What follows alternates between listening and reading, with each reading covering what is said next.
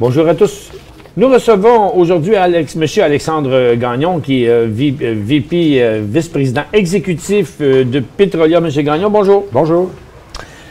Bon, ben, vous êtes dans les manchettes ces temps-ci. Encore une fois. Encore une fois. On en parle beaucoup. Je sais pas si... J'espère que ça va aboutir quelque part. Le stock a jumpé cette semaine, même venu toucher au sommet du mois d'août dernier. Là, c'est recalmé à 90 cents, mais c'est encore tellement il y a encore tellement d'incertitudes un peu dans cette affaire-là. Écoutez, dites-nous donc où on est rendu dans le processus, qu'on pourrait dire. On a entendu cette semaine des annonces, des millions d'injectés dans l'exploration là-bas. Faites-nous donc le point où vous êtes rendu, vous, le pétrolier. Je pense que c'est important d'expliquer ce qui s'est passé. La semaine dernière, le gouvernement du Québec a annoncé, avec un signal très clair, conférence de presse, premier ministre en conférence, qu'on avait un démarrage sur Anticosti pour l'exploration.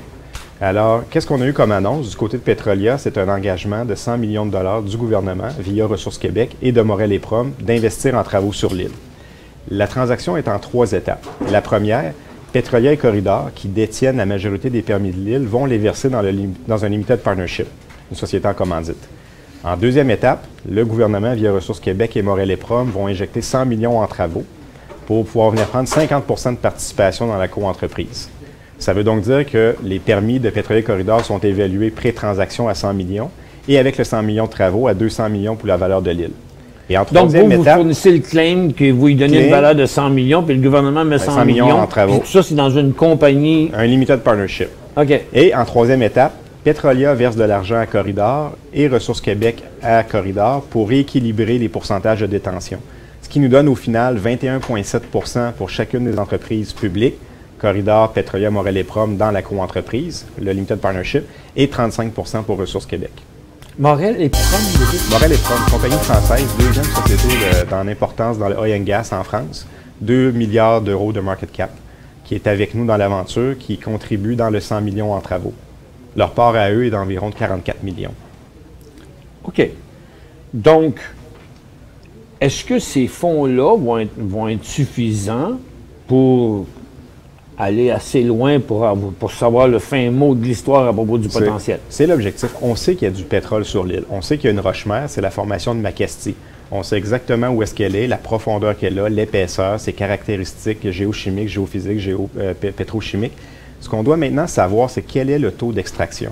La question à 1 000 $ si on veut. Combien de pétrole peut-on retirer de cette roche-mère-là?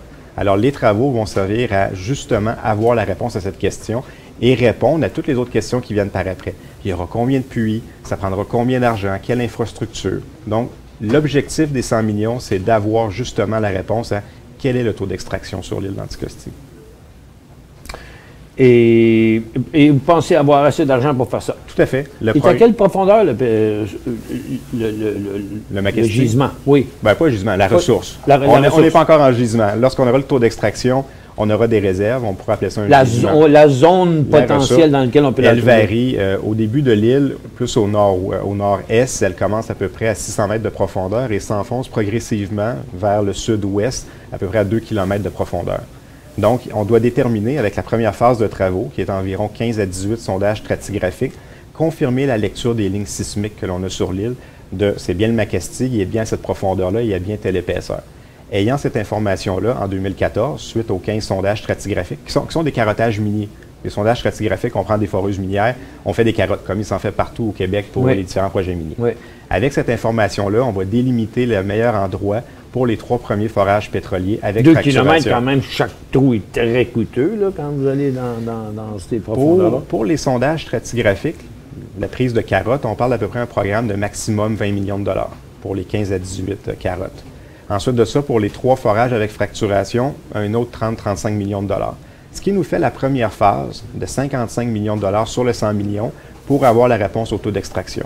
Okay. Donc, on a assez d'argent pour avoir le taux d'extraction. Il en restera même un peu pour confirmer le potentiel, trianguler les réserves, les ressources sur l'île pour pouvoir faire un plan de développement éventuellement. Et la production advenant une ressource suffisante, vas-tu demander là va demander plus d'investissement, certain. Beaucoup plus d'investissement. Imaginons un instant qu'on a une démonstration commerciale de la ressource en place. Il y aura un plan de développement qui sera développé. Et là, les partenaires qui sont autour de la table, Petrolia, Corridor, Morel et Prom et le gouvernement du Québec, devront déterminer de quelle manière on fait le développement, à quelle vitesse, est-ce qu'on fait embarquer d'autres partenaires. Donc, il y aura beaucoup de questions à se poser une fois qu'on aura la première réponse, quel est le taux d'extraction. Dans un sondage juste avant l'entrevue, dans l'émission, on a vu que les gens, il y avait la moitié des gens qui trouvaient qu'il y avait des risques environnementaux raisonnables, puis la moitié qui trouvait qu'il y avait trop de risques environnementaux. Quels sont les risques environnementaux dans un projet comme ça? Pour la première étape qui nous concerne, l'exploration pour avoir le taux d'extraction, on a bien sûr les sondages stratigraphiques, comme je vous ai mentionné. On connaît très bien cette technique-là. Elle se fait au Québec depuis plusieurs années. Plusieurs compagnies sont actives, le font pour plusieurs minières. Donc, les risques à ce niveau-là sont au niveau plus de Petrolia, c'est-à-dire est-ce que nos équipes ont toute la formation en santé et sécurité pour conduire les travaux de la bonne manière. Oui, bien, creuser des trous, c'est pas dangereux. C'est pas dangereux en soi. C'est la fragmentation qui peut avoir des risques. Est-ce que ça, il y a des risques? Si on arrive dans la deuxième partie du premier programme, qui sont les 3 forages pétroliers horizontaux avec fracturation, je pense qu'encore une fois, vous l'avez dit, pour les forages, la technique est bien connue. Pour la fracturation, même si au Québec, on n'est pas à l'aise avec ça, elle existe depuis longtemps, cette technique-là. Un livre datant de 1960 de notre chef géologue fait état de 800 000 puits déjà fracturés à travers la planète en 1960. Ce n'est pas une nouvelle technique. Ce qui est nouveau, c'est la puissance des équipements, c'est la quantité de liquides qui sont injectés dans les fracturations. Et malgré tout ça, si on regarde actuellement ce qui se fait dans le reste d'Amérique du Nord, que ce soit ici au Canada ou aux États-Unis, la majorité des puits sont aujourd'hui fracturés. La majorité du gaz et du pétrole aux États-Unis, dans le boom qu'on connaît là-bas actuellement, la raison pour laquelle on a du gaz à 3,50 du 1000 pieds cubes, vient de cette technique-là. Ce n'est pas une nouvelle technique. C'est une technique qu'on ne connaît pas ici. Pour ce qui est du gaz, ça fait longtemps qu'on le fait pour le gaz, moins pour le pétrole de schiste. Moins pour le pétrole, mais c'est quand même débuté depuis au moins 2010. Si on prend exemple ce qui se fait dans l'Utica, les compagnies là-bas cherchent surtout des condensats et du pétrole. Donc, cette technique-là est appliquée aussi pour la valorisation des gisements de titres pétroliers. Parlez-nous donc d'autres projets. Vous avez le projet sur l'île Anticosti, c'est ça qu'on vient de parler principalement. Vous avez d'autres projets aussi. Oui, les 2 autres projets principaux de la société sont Aldeman, près de Gaspé. Bon, ça avait fait aussi les manchettes dans la dernière année. Vous n'avez pas déjà retiré des barils de pétrole là, dans la région de Gaspé? En 2011, lors de tests de production sur les puits d'Aldeman, on avait produit à peu près 40 barils sur une courte période de production sur une zone de 9 mètres d'épaisseur. Alors, ça a déjà été fait en test de production. D'ailleurs, le prochain forage qu'on tente de faire sur la propriété de Aldeman, en Gaspésie, c'est de démontrer la viabilité commerciale. Parce que pour cette propriété-là, on parle d'un gisement. Ce sont des ressources contingentes. Il y a 7,7 millions de barils qui sont là. Ce qu'on ne sait pas, c'est... Sur celles que vous allez analyser là, pas sur le total, parce qu'on a des milliards. Sur nos autres projets, la propriété de Bourg, que l'on a foré en 2012, on a fait 2 forages, qui a confirmé 1 TCF de gaz initialement en place. L'équivalent de classification de ce qu'il y a sur l'île d'Anticosti. Plus de tests sont nécessaires, plus de travaux sont nécessaires, mais pour 2 Wildcat, 2 puits un peu au milieu de nulle part, c'était quand même une très bonne découverte d'avoir 1 TCF de gaz sur 2 puits. Donc, c'est les 2 principales propriétés. Aldeman, près de la ville de Gaspé, et Bourque, près de Murdochville. C'est peut-être un petit peu moins complexe. Ceux-là à exploiter, c'est quand même pas une réserve naturelle. Comme vous avez dit, c'est au milieu de nowhere, c'est pas en plein milieu du fleuve Saint-Laurent. Est-ce que, du côté, pour revenir à l'île Anticosti, étant donné que le gouvernement devient partenaire dans cette affaire-là, ça va faciliter les permis environnementaux? Je ne pense pas que l'objectif du gouvernement, c'est de faciliter l'obtention des permis. Je pense que l'objectif du gouvernement, c'est d'avoir l'acceptabilité sociale nécessaire à ce que ce projet-là démarre. Je pense que c'est quelque chose qui a manqué dans les autres projets d'hydrocarbures au Québec, c'est cette acceptabilité sociale-là. Le gouvernement ici vient dire que ce projet-là est viable. Le gouvernement parle même d'un potentiel de 45 milliards sur 30 ans. Et il faut le faire de la bonne manière. Donc, le gouvernement, je pense, vient ici rassurer la population qu'on peut bien faire les choses. Le gouvernement va être assis aux commandes avec nous dans cette co-entreprise-là et va pouvoir rassurer la population sur la manière dont sont conduits les travaux. Je pense que c'est de cette manière-là qu'il faut analyser la prise de participation de l'État. On a plusieurs questions ici qui sont rentrées du public. On a Jeannot qui demande à quand est estimée l'exploitation commerciale? Il y a toujours un gros « si », c'est « si ». J'imagine que c'est pour Anticosti. Je vais répondre pour Anticosti. J'imagine, oui. Comme j'ai mentionné, on commence un programme de travaux de sondage stratigraphique à l'été 2014, cet été, qui va être suivi par les travaux de forage pétrolier avec fracturation à l'été 2015. On espère avoir la réponse du taux d'extraction qui permettrait de faire la demande de bail de production et là, espérer pouvoir débuter peut-être en 2016 ou 2017 une éventuelle production. À si court terme que ça. Oui. Quand vous arrivez dans... Parce que là, vous allez délimiter une certaine zone. Vous n'allez pas forer partout. Non, c'est 8000 km². Non, c'est ça. C'est pas tout couvrir. C'est ça, c'est énorme. Vous allez, selon les forages que vous allez faire, trouver des endroits où les teneurs... les pourcentages semblent meilleurs, puis vous allez forer là. Mais disons, quand vous forez un trou, là, vous faites une fragmentation, puis là, vous retirez du pétrole de ça. Quand vous partez après, from scratch, dans un nouvel endroit, dites, OK, on fait un autre puits ici.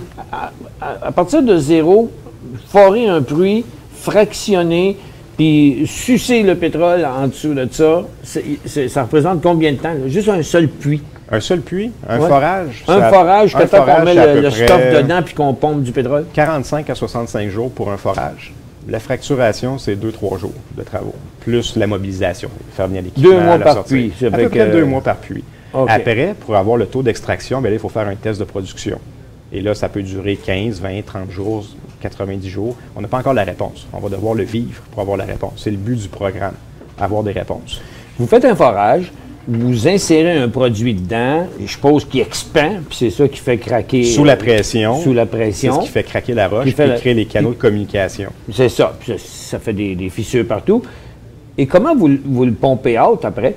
Bien, ça dépend de la pression qu'on va avoir suite à la fracturation. Est-ce que la pression naturelle est suffisante pour que le liquide jaillisse? C'est le gaz dans la formation qui va aussi permettre de pousser le liquide. Donc, quel est le taux gaz liquide? Ça fait partie des questions que l'on a.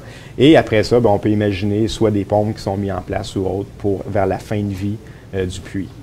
Il faut comprendre que les puits fracturés au début produisent énormément, ont beaucoup de pression et il y a un taux de déclin, mais le puits produit à très long terme. À mesure que le gaz perd de son intensité. Et à mesure que les fissures, qui sont les canaux de communication, ne drainent plus de liquide. OK. Donc, il y a différentes techniques. Après, on peut restimuler des puits, mais ces puits-là, de manière marginale, continuent à contribuer à la rentabilité. Marc demande combien le gouvernement va posséder d'actions. De manière, je parlais tantôt. C'est des actions, si on veut, mais dans un limited partnership, dans une société en commandite. Le gouvernement va avoir 35 %. Ce qu'il faut expliquer, c'est... De tout le monde, de ce que Corridor, de ce que Petrolia ou l'autre... Mais pas Junex. Junex n'est pas dans cette transaction. Okay. Donc, je le répète, c'est 21,7 % pour Petrolia, Corridor et Morel et Prom, 35 % pour le gouvernement du Québec. Mais la gouvernance de la société a été faite de la sorte qu'il n'y a pas de contrôle de l'État. C'est un conseil d'administration de 5 membres. Chaque compagnie, chaque partenaire a un membre, c'est-à-dire Corridor a un membre, Petrolia a un membre, Morel et Prom a un membre au conseil, Ressources Québec a un membre, et le 5e est nommé de manière unanime par les 4 autres. C'est qu'il n'y a pas de contrôle de l'État dans la gouvernance. C'est qu'on a un mix, ce que j'appelle idéal, où ce que l'État est là pour l'acceptabilité sociale, met de l'argent pour faire les travaux en partenariat avec un expert technique qui est Morel et Prom, mais on a aussi une gouvernance de type entreprise privée. Quasiment un arbitre mêlé là-dedans, puisque le dernier est choisi par tout le monde. Par les 4 autres. Puis on n'a jamais de situation où c'est 2 contre 2 ou le gouvernement aurait une majorité des voix. C'est vraiment 5 membres, un membre par parti plus un membre indépendant. Sam demande quel pourcentage de parts les dirigeants de la société possèdent. Je suppose dans Petrolia. Ça doit être dans Petrolia parce que dans la co-entreprise, c'est détenu. On n'en a pas. C'est détenu directement par les partenaires. Ils sont 4. Dans Petrolia, le taux de détention du management et du board, c'est environ de 6 à 7 %. Au total? Au total. Oh, quand même. Et ici, j'en ai une autre. On demande, est-ce que ça coûte 10 millions du puits et besoin de 12 000 puits? Je pense qu'il y a 2 questions. Quel est le coût par puits? Quel est le coût par puits, puis combien il va y avoir de puits? Actuellement, on estime que chaque puits avec fracturation devrait coûter à peu près autour de 10 millions de dollars, qui sont des chiffres comparables à ce qu'on retrouve dans d'autres types de resource puits aux États-Unis, exemple dans l'Utica. Fait qu'il pourrait coûter moins cher où c'est 600 mètres de profond, puis plus cher où c'est... Dépendamment de ce qu'on va faire. Puis ce qui est différent des États-Unis, c'est que pour l'île d'Anticosti, c'est l'ensemble de l'île qui est sous permis. C'est un terrain continu. Donc, on peut imaginer un développement de manière intégrée, où est-ce qu'on va partir d'un endroit puis aller progressivement sur le reste de l'île. Donc, ça va coûter beaucoup moins cher que ce qu'on retrouve aux États-Unis, où est-ce que souvent les claims sont éparpillés un peu partout, que les compagnies doivent aller signer avec les individus. Là, ici, on parle d'un terrain continu. Pour le nombre de puits, la deuxième question, il est beaucoup trop tôt pour y répondre. Tant qu'on n'aura pas le taux d'extraction, il est impossible pour quiconque de faire ce type de projection-là. Et Serge demande pourquoi investir dans Petrolia au lieu de Corridor ou Junex? Corridor sont nos partenaires, alors c'est une excellente entreprise aussi avec d'autres bons projets, exemple au Nouveau-Brunswick, où est-ce que là, la fracturation aussi vient d'être autorisée. Ils ont Old Arrow aussi. Pour Petrolia, ce que je peux vous dire, c'est que Petrolia est l'opérateur de cette nouvelle aventure.